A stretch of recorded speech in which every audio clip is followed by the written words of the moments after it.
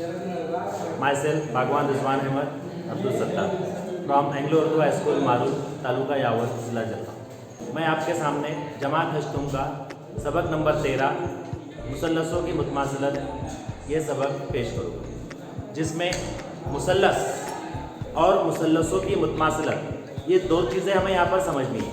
जिसमें पहला चीज़ है हमारा मुसल्लस। मुसल्लस ये लफ्ज़ बना है सलास से, जिसके मानी होता है तीन, यानी तीन गैर हमकती नुकात को मिलाने से जो हिंदसी शक्ल तैयार होती है उसे मुसल्लस है।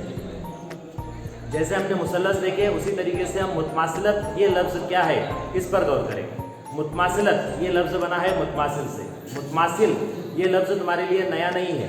मुतमासिल ये लफ्ज़ हम छठी क्लास से पढ़ते आ रहे हैं। जैसे हमने मुतमासिल शक्लें देखे, मुतमासिल कतार, मुतमासिल इज़ला, मुतमासिल शक्लें, मुतमासिल मुसल्लस, इस तरीके से हमने गुज़िश्ता जमातों में सीख चुके हैं। उसी तरीके से आपको ये पता होगा कि मुसल्लसों को मुतमासिल होने के लिए मुंतबिक ये लफ्ज़ आपने पढ़ा हुआ है। मुंतबिक के मानी क्या होता है? जिस तरीके से मैं आपके सामने ये हाथ का पंजा रख रहा हूँ, इस पर आप गौर करें, मेरा ये पंजा दिखाई दे रहा है, लेकिन अब दूसरे हाथ का पंजा मैं इसके ऊपर रखूँगा।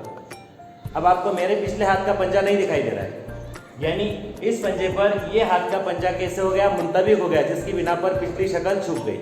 यानी ये दोनों के दोनों हाथ कैसे हो गए?